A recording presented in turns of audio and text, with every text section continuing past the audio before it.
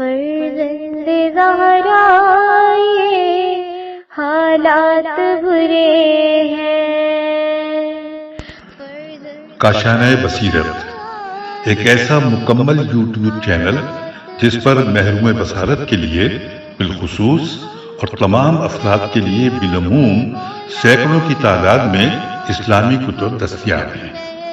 لہذا گزارش ہے کہ آپ اپنی ذمہ داری نبھاتے ہوئے کاشانۂ بصیرت کو سبسکرائب کرنے کے ساتھ ساتھ بیل آئیکن کو پریس کیجیے تاکہ آپ علم کے حصول کے ساتھ ساتھ مذہب اہل بیت کی اشاعت میں بھی اہم کردار ادا کرتے رہیں۔ کاشانۂ بصیرت، کاشانۂ بصیرت، کاشانۂ بصیرت۔ فرزند زہرا یہ حالات برے ہیں۔ السلام علیکم، کاشانۂ بصیرت کے یوٹیوب چینل سے آپ کے ساتھ ہے نورین عباس۔ سامعین، آج ہم سپر برین آف اسلام کا 17واں حصہ شروع کریں گے، صفحہ نمبر 106 اور عنوان 14واں ابھی چل رہا ہے۔ تو آئیے سامعین مطالعہ شروع کرتے ہیں۔ بسم اللہ الرحمن الرحیم۔ ابن راوندی نے کہا، یہ کلمات کفر نہیں بلکہ حقائق ہیں۔ سروم نے اسے تاکید کی کہ ایسی بات زبان پر نہ لاؤ، تم نے اس کتاب میں دین اسلام کے اصول یعنی توحید، نبوت اور معاد کا انکار کیا ہے۔ ابن راوندی نے کہا، آپ کا خیال درست نہیں۔ اگر آپ میری کتاب کو غور سے پڑھیں تو سمجھ جائیں گے کہ میں نے توحید کا انکار نہیں کیا۔ میرا مقصد خدا پرستی کو اس خلوص کے ساتھ پہچاننا ہے جس کے وہ لائق ہے، اور میں ہر قسم کے خرافات سے ہٹ کر خدا پرستی کا قائل ہوں۔ اس کے بعد ابن راوندی نے سروم سے ایک خوشخط کاتب جس کو وہ جانتا ہو کا اتا پتہ پوچھا تاکہ وہ اس کی نقل تیار کروا کر خلیفہ کی خدمت میں پیش کر سکے۔ سروم نے کہا، میں تمہیں منتبہ کرتا ہوں کہ اس کام کو چھوڑ دو کیونکہ ممکن ہے یہ کام تمہارے لیے خطرناک ثابت ہو۔ ابن راوندی بولا، میں نے سنا ہے خلیفہ روشن خیال انسان ہے اور کتابوں کی قدر و منزلت جانتا ہے۔ جو ہی وہ اس کتاب کو دیکھے گا مجھے معقول انعام دے گا اور میں حج کے سفر پر روانہ ہو جاؤں گا۔ سروم نے کہا، میں تجھے مطلب بصری کاتب سے ملواتا ہوں، پھر تو جانے اور تیرا کام، اور جب کتاب تیار ہو جائے تو تو خود جا کر خلیفہ کے حضور پیش کر دینا اور مجھے درمیان میں نہ لانا۔ ابن راوندی نے پوچھا، کیا تم میری کتاب کو خلیفہ کی خدمت میں پیش کرنے سے خائف ہو؟ سروم بولا، ہاں۔ ابن راوندی نے کہا، مرد کو بہادر ہونا چاہیے۔ سروم بولا، میں بہادر نہیں ہوں۔ ابن راوندی نے کہا، اگر مرد میں بعض اچھی صفات نہ پائی جائیں تو کوئی حرج نہیں، لیکن شجاعت کی صفت مرد میں ہونا ضروری ہے کیونکہ یہ مرد کی ذاتی صفت ہے اور یہ شہد میں مٹھاس کی مانند ہے۔ کیا شہد میں شیرینی نہ پائی جائے تو اسے شہد کہا جا سکتا ہے؟ سروم، جو ابن راوندی کی اس بحث و تکرار سے تنگ آ چکا تھا، کہنے لگا، اگر تو بغداد میں پردیسی نہ ہوتا تو میں تمہیں کہہ دیتا کہ میرے گھر میں قدم نہ رکھنا۔ ابن راوندی اس کی اس بات پر سخت ناراض ہوا۔ وہ جب سروم کے گھر سے نکلا تو اس نے مصمم ارادہ کر لیا کہ پھر کبھی بھی اس کے گھر کا رخ نہیں کرے گا، حالانکہ پہلے وہ اس سے کچھ رقم عادتاً حاصل کرنے کی آس لگائے ہوئے تھا۔ اسی دن ابن راوندی نے مطلب بصری کا پتہ ادھر سے حاصل کیا اور آخر کار اسے ڈھونڈ نکالا۔ چونکہ معاش کی فکر کتاب کو خلیفہ کی خدمت میں پیش کرنے سے زیادہ اہم تھی، اس لیے مطلب بصری سے درخواست کی کہ وہ اس کے لیے کوئی کام تلاش کرے۔ مطلب بصری نے اسے بٹھایا اور اس کے ہاتھ میں کاغذ کا ٹکڑا پکڑاتے ہوئے کہا، لکھو تاکہ میں تمہارا خط دیکھوں۔ ابن راوندی کا خط مطلب بصری کو پسند نہ آیا۔ اس نے کہا، تمہارا خط اچھا نہیں ہے، لیکن میرے پاس بعض کتابیں ہیں جنہیں مجھے لکھنے کی فرصت نہیں، لہٰذا میں انہیں تمہارے حوالے کرتا ہوں، مگر یہ بات یاد رکھنا کہ تمہاری مزدوری ایک خوش خط کاتب کے برابر نہیں ہوگی۔ ابن راوندی بولا، مجھے اتنی ہی مزدوری چاہیے جس سے میری گزر بسر ہو سکے، اس سے زیادہ کی مجھے لالچ نہیں۔ مطلب بصری نے اسے کتاب دی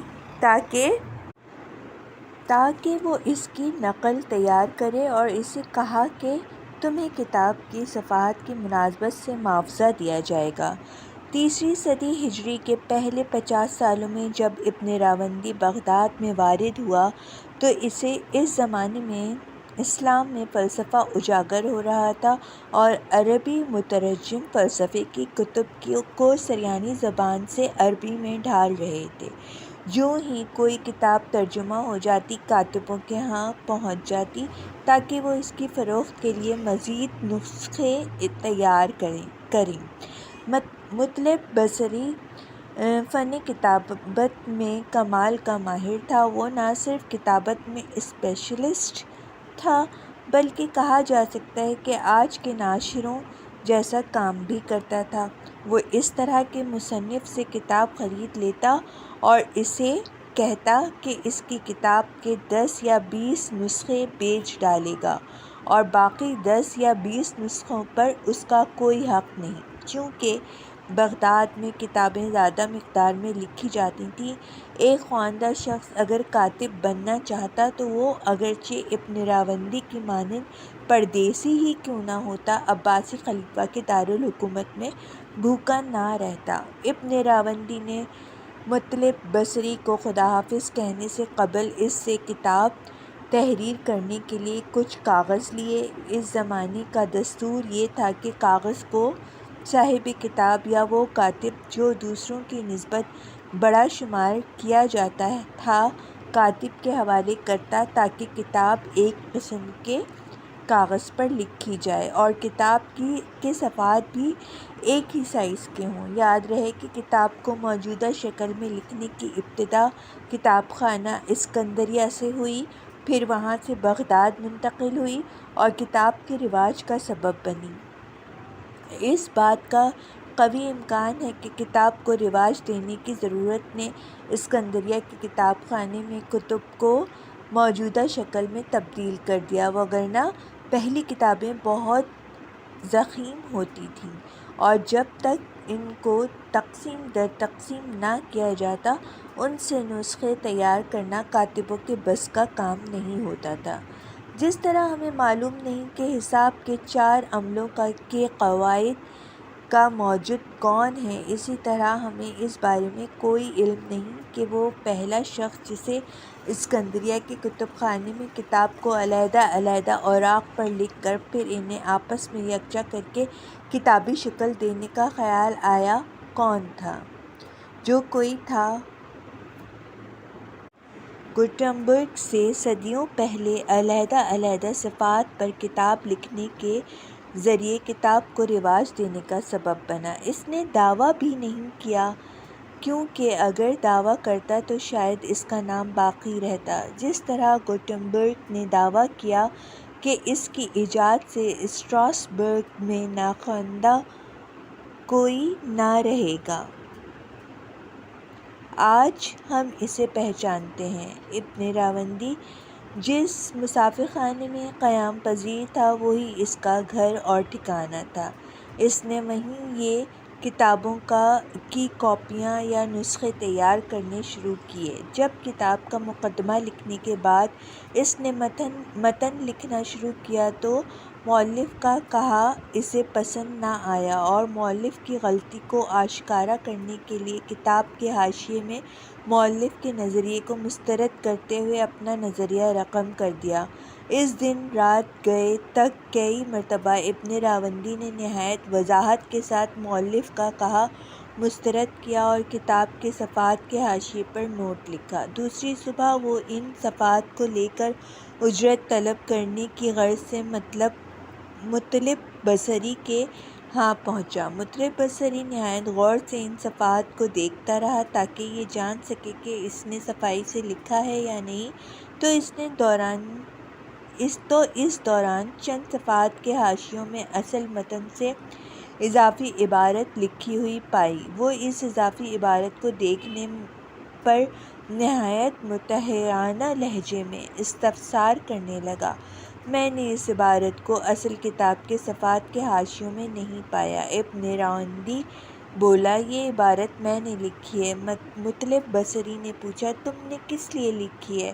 ابن راوندی نے جواب دیا، اس لیے کہ کتب کے مؤلف نے غلطی کی ہے اور میں نے اس کی غلطی کی نشاندہی کرنا ضروری سمجھا تاکہ یہ معلوم ہو سکے کہ صحیح نظریہ کون سا ہے۔ کہا جاتا ہے کہ مؤلفین کی بدبختی کا آغاز اس دن سے شروع ہوا جب دانشور لوگ مجبوراً کاتب بنے اور نسخے یا کاپیاں تیار کرنے لگے۔ جب تک کاتب اہل دانش نہیں تھے اور وہ کسی کتاب کے بارے میں نہیں جان سکتے تھے کہ اس کے متن میں جو کچھ رقم ہے صحیح ہے یا نہیں، وہ جو کچھ دیکھتے وہی لکھ دیتے اور خود اظہار خیال نہیں کرتے تھے۔ لیکن جس دن سے دانشور کاتب بننے شروع ہوئے، اسی دن سے مؤلفین کی بدبختی کے دور کا آغاز ہوا، کیونکہ وہ مؤلفین کے غلط نظریے کو مسترد کرتے ہوئے کتاب کے حاشیے میں صحیح سمت کی نشاندہی کر دیتے تھے۔ بغداد میں 3 صدی ہجری کے دوران اگر کوئی دانشور کاتب بنا ہے تو بھی نہایت محدود عرصے کے لیے۔ اگر کوئی اجنبی دانشور بغداد میں وارد ہوتا اور کسی سے اس کی آشنائی نہ ہوتی یا ابن راوندی کی مانند اس کا میزبان اس کی آؤ بھگت نہ کرتا تو مجبوراً اسے کتابت کرنا پڑتی۔ لیکن ایک دانشور کی کتابت کی مدت محدود ہوتی ہے اور جو ہی اس کی پہچان ہو جاتی، اس کا ذریعہ معاش فراہم ہو جاتا تو وہ کتابت کو ترک کر دیتا۔ چونکہ خلیفہ اور بزرگان شہر علم کی قدر و منزلت سے آگاہ تھے، وہ ایک عالم سے نہایت عزت و احترام کے ساتھ پیش آتے تھے۔ 4 صدی ہجری میں اگر بغداد میں ایک عالم کتابت کرنے کا محتاج ہوتا تو وہ ایک طویل مدت تک وہ کتابت نہ کرتا یا خلیفہ اسے انعام وغیرہ سے نوازتا اور وہ نہایت آرام سے بغداد یا کسی دوسری جگہ زندگی بسر کرتا۔ لیکن 5ویں صدی سے خلفائے عباسی کے علم سے بے اعتنائی کے نتیجے میں عالموں کا بازار بے رونق ہو گیا تھا۔ ہم یہ نہیں کہتے کہ ابن راوندی پہلا کاتب ہے جس نے ایسی کتاب پر حاشیہ لکھا جو اسے نقل اتارنے کے لیے دی گئی تھی، لیکن مطلب بصری نے پہلی مرتبہ ایک ایسے کاتب کے ساتھ کام کیا جس نے کتاب پر حاشیہ رقم کیا۔ جن کاتبوں کے ساتھ ابھی تک مطلب بصری کا واسطہ پڑ چکا تھا، وہ اہل علم نہیں تھے کہ کتاب کے مفاہیم کو مسترد کرتے ہوئے صفحات کے حاشیے میں اپنا نظریہ رقم کرتے۔ اسی لیے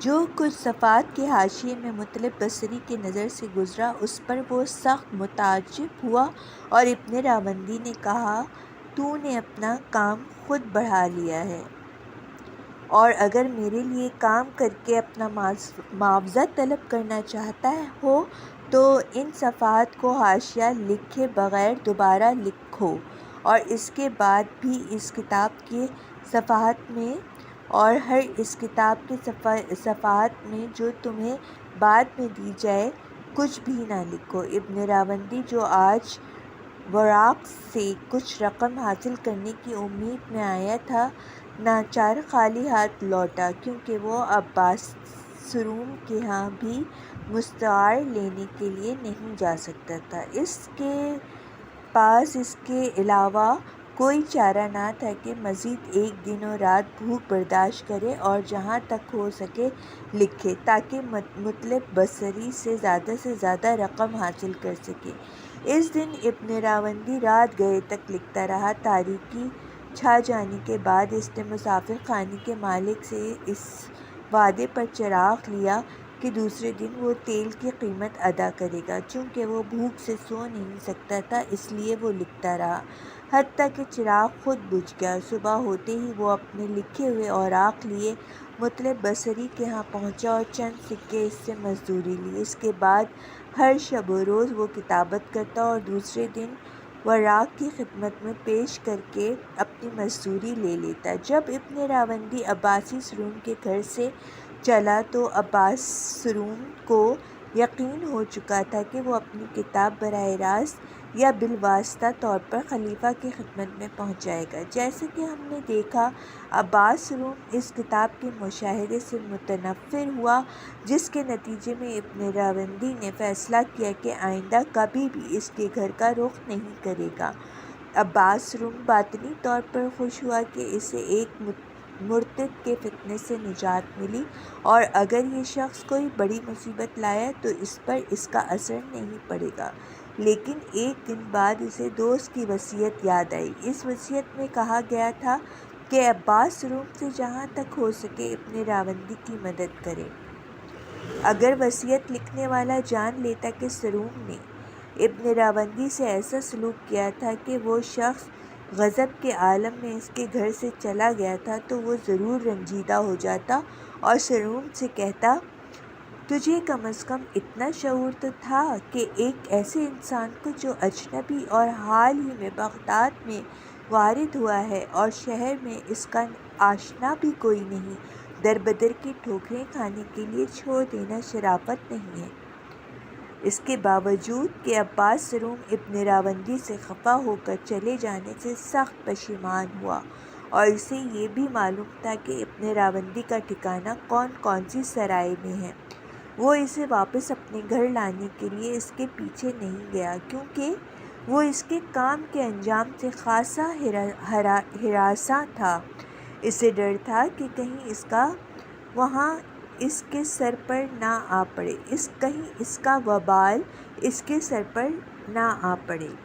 عباس سرون اس بات سے پوری طرح آگاہ تھا کہ اگر ابن راوندی کی کتاب خلیفہ تک پہنچ گئی اور اس نے اس کے کچھ صفحات پڑھے یا کسی اور سے پڑھوائے تو فوراً اس شخص کے قتل کا حکم صادر کرے گا، اور اگر وہ اس کا میزبان بنا اور اس کی کتاب کو منظر عام پر لایا تو خلیفہ ضرور اسے بھی سزا کا حقدار ٹھہرائے گا، اور اگر قتل نہ بھی کیا تو دوسرے ذرائع سے آزار پہنچائے گا۔ اس کے بعد اسے خیال آیا کہ جو ہی یہ کتاب خلیفہ کی نظروں سے گزرے گی تو وہ اس شخص کی گرفتاری کا حکم دے گا اور قتل کرنے سے قبل اس سے پوچھیں گے کہ دارالحکومت میں وارد ہونے کے بعد اس نے کیا کام کیا، اس کے دوست کون کون لوگ ہیں، اور وہ یقیناً اس کا نام زبان پر لائے گا، کیونکہ اس شہر میں وہ کسی دوسرے کو نہیں جانتا تھا۔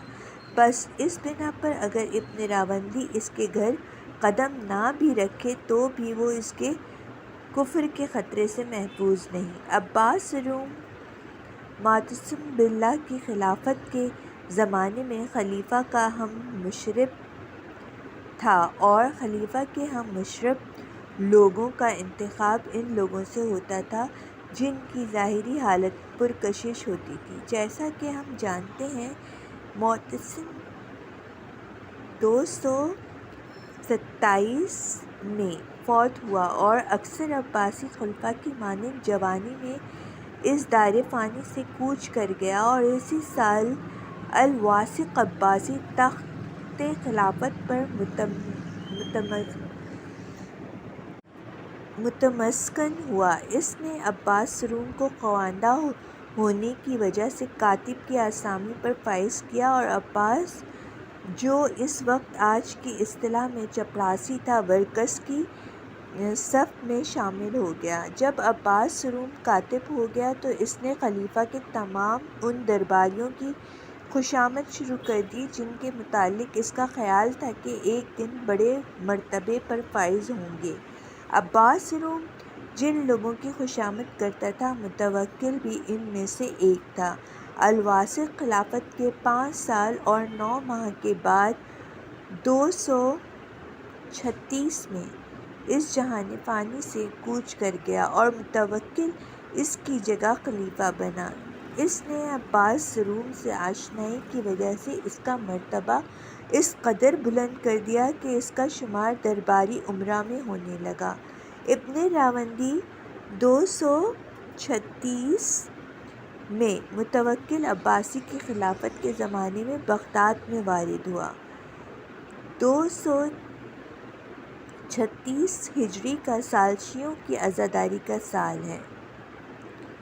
اس سال متوکل نے حکم دیا کہ شیعوں کے تیسرے امام حسین ابن علی کی قبر مسمار کر دی جائے، کیونکہ لوگ دور دراز سے امام حسین کی قبر کی زیارت کرنے آتے تھے، جس کی وجہ سے متوکل حسد کی آگ میں جلتا تھا۔ اگرچہ متوکل فاضل اور ادب پرور خلیفہ ہونے کے ساتھ ساتھ ملکی معاملات میں عدل و انصاف کا خیال رکھتا تھا، تاہم شیعوں کے ہاں وہ بہت بدنام ہے اور شیعوں کے نزدیک وہ دوسرے تمام عباسی خلفاء سے زیادہ ناپسندیدہ ہے۔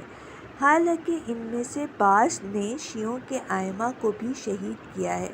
شیعوں کا کہنا ہے کہ وہ تمام عباسی خلفاء کی نسبت گھٹیا ترین خلیفہ تھا، کیونکہ اس نے ایک شہید امام پر حملہ کیا اور ایک ایسے انسان کی قبر کو مسمار کیا جو اپنا دفاع نہیں کر سکتا تھا۔ متوکل چونکہ امام حسین سے بغض رکھتا تھا، اس لیے وہ شیعوں کا بھی دشمن تھا۔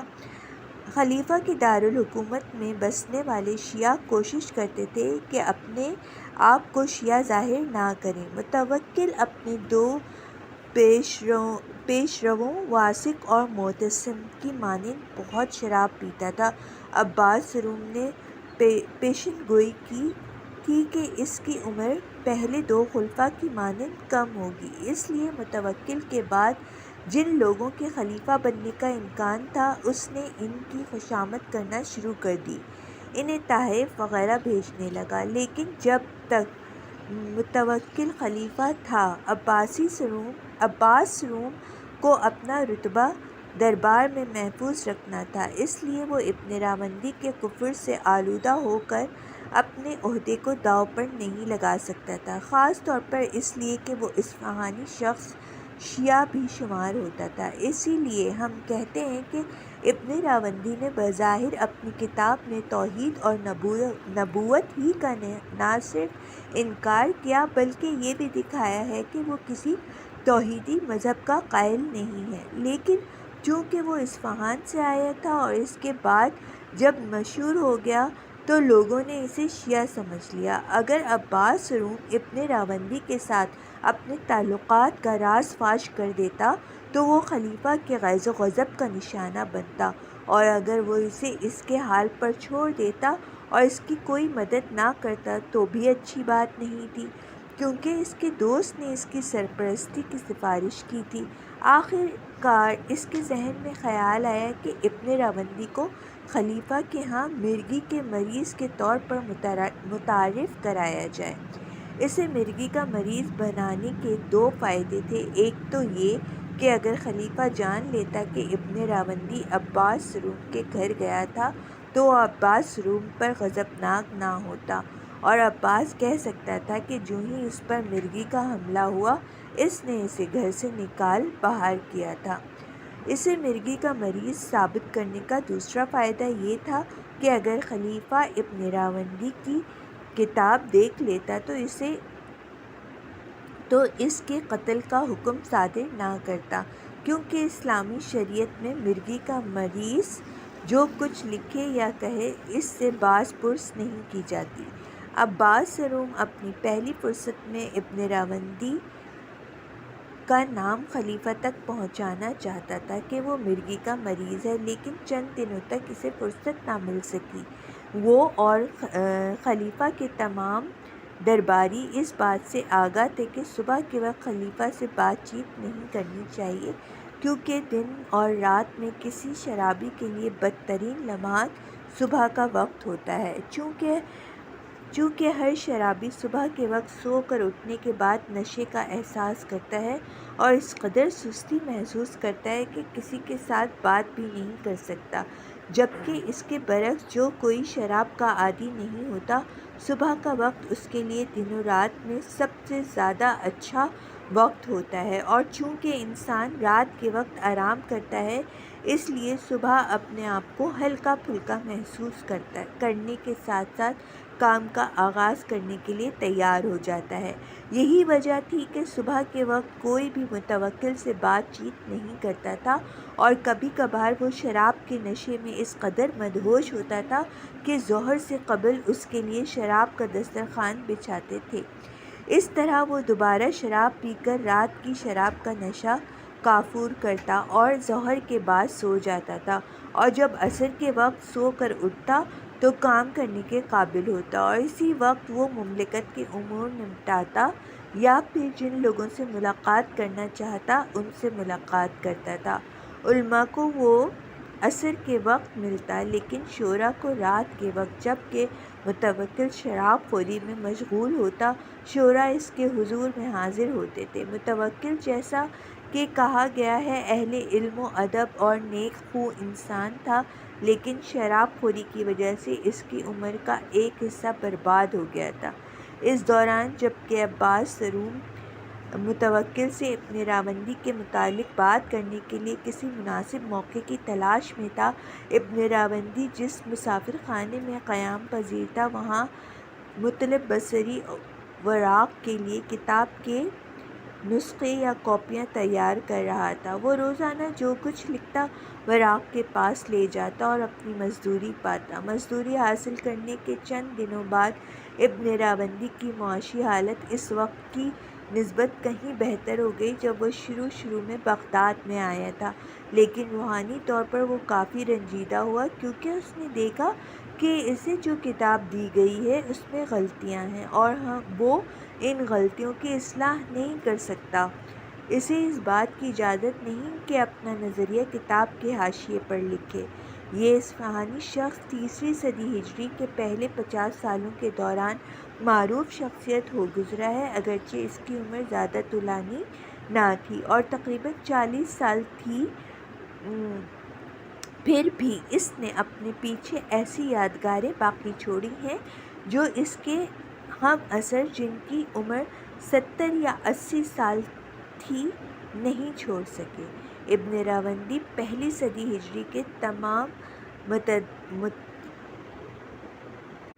متداول علوم کو سیکھ سکتا تھا، جبکہ آج کے دور میں انسان صرف ایک ہی علم کا احاطہ کر سکتا ہے۔ پہلی صدی ہجری کے دوران مشرق میں ایسے انسان پیدا ہوئے جنہوں نے اپنے زمانے کے تمام علوم ازبر کر لیے تھے، لیکن ان میں بہت کم ایسے گزرے ہیں جنہوں نے اپنے معاصرین کے مقابلے میں مافوق الفطرت استعداد کا مظاہرہ کیا ہو، یا انہوں نے ایسی چیزوں کے متعلق غور و فکر کیا ہو جو ان کے ہم عصر لوگوں کی عقل سے باہر تھیں۔ ان میں سے ایک ابن راوندی بھی تھا، جسے ریاضی اور طب جیسے علوم پر دسترس حاصل تھی۔ ابن راوندی وہ پہلا انسان ہے جس نے کہا کہ ہمارا بدن تمام عمر ایسے دشمنوں میں گھرا ہوتا ہے جو ہمیں ختم کرنا چاہتے ہیں، لیکن اس جسم کے اندر ایسی چیزیں پیدا ہو جاتی ہیں جو ان دشمنوں کو دور کرتی ہیں اور انہیں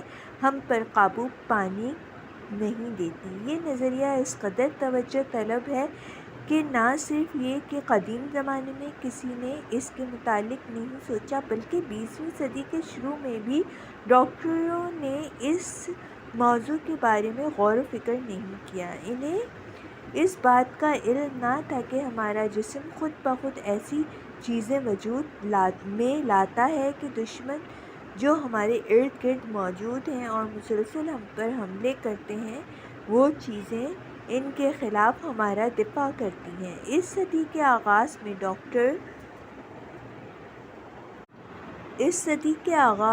ڈاکٹروں نے صرف سفید جراثیموں WBC کو جو ہمارے خون میں پائے جاتے ہیں دفاع کا واحد ذریعہ قرار دیا ہے، اور جس چیز سے ہمارا بدن دشمنوں کو دور بھگانے کے لیے احاطہ کرتا ہے، اس کے متعلق انہیں کوئی اطلاع نہ تھی، یہاں تک کہ 1940 تک بھی ڈاکٹر اس نظریے سے واقف نہ تھے۔ لہٰذا کیا یہ عجب بات نہیں کہ ابن راوندی کو مرگی کا مریض قرار دینے کے بعد اس کے اس نظریے کو اس کے مرگی کے مریض ہونے کی سند کے طور پر پیش کیا گیا۔ 30ویں صدی ہجری کے پہلے 50 سالوں کے دوران علم طب وہی تھا جو بقراط سے مشرق اور مغرب تک پہنچا ہے۔ اس علم طب کی اساس آدمی کی 4 فطرتوں پر رکھی گئی ہے، اور ان 4 فطرتوں کا توازن صحت کی ضمانت ہے، اور اگر یہ توازن برقرار نہ رہے تو انسان بیمار پڑ جاتا ہے، اور اگر اس توازن کا بگاڑ شدت اختیار کر جائے تو انسان کی موت واقع ہو جاتی ہے۔ بس اسی لیے ہر قسم کی بیماری خود انسان کے اندر پائی جاتی ہے، باہر سے اس کا تعلق نہیں، البتہ بعض ایسے محرکات جو بیماری کا باعث بن سکتے ہیں، مثلاً سردی، گرمی اور اس طرح کی ماحول کی دوسری تبدیلیاں وغیرہ۔ کوئی بھی عقل مند انسان اس زمانے میں اس بات کو قبول کرنے کے لیے تیار نہ تھا کہ ہمارا جسم ساری عمر دشمنوں کے حملوں کا نشانہ بنا رہتا ہے۔ یہ نظریہ 19ویں صدی میں پاسچر نے پیش کیا، اور جب تک سفید جسیموں کو دریافت نہ کر لیا گیا تو یہ معلوم نہیں ہو سکا تھا کہ آیا جسم میں مدافعت ریزسٹنس کرنے والی کوئی اور چیز بھی ہے یا نہیں۔ 1940 کے بعد مدافعت ریزسٹنس کی دریافت آہستہ آہستہ توجہ طلب بنی۔ بہرکیف ڈاکٹروں نے 1950 میں ہی یقین کر لیا تھا کہ ہمارے بدن میں جسیموں کے علاوہ بھی مدافعت کرنے والے خلیات ہیں، جنہیں اینٹی باڈیز کا نام دیا جاتا ہے، یا فرانسیسی میں اینٹی کور کہا جاتا ہے، اور ان کا کام یہ ہے کہ ہماری بیماری کے جراثیم جب ہمارے جسم پر حملہ کرتے ہیں، خصوصاً کسی دوسرے جسم کے جراثیم، تو یہ انہیں ختم کرتے ہیں۔ یہاں اس بات کا ذکر کرنے کے لیے اینٹی باڈیز انگریزی یا اینٹی کور فرانسیسی کے وجود کا نظریہ کس قدر جدید ہے یہ بھی بتاتے چلیں۔ 1950 کے بعد بھی اس دفاعی وسیلے کے وجود سے انکار نہیں کیا جا سکتا تھا۔ ڈاکٹر علاج معالجے میں اس پر کم توجہ دیتے تھے، یہاں تک کہ ڈاکٹر رابرٹ ایلن گڈ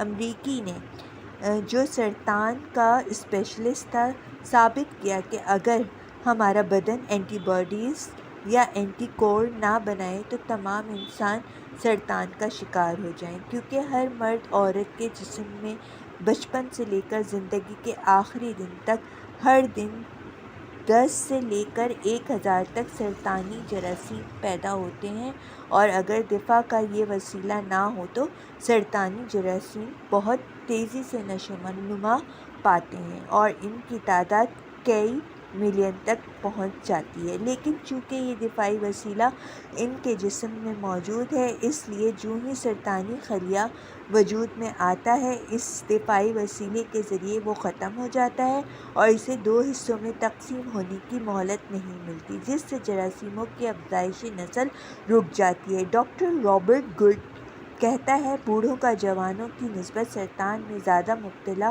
ہونے کا سبب یہ ہے کہ ان کے جسم میں جوانوں کے مقابلے میں کم اینٹی باڈیز پیدا ہوتے ہیں، اور یہ دفاعی وسیلہ سرطانی خلیوں کو جسم میں افزائش نسل سے روکتا ہے۔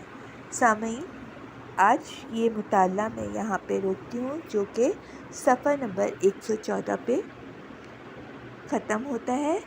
انشاءاللہ دوبارہ ملیں گے، جب تک کے لیے خدا حافظ۔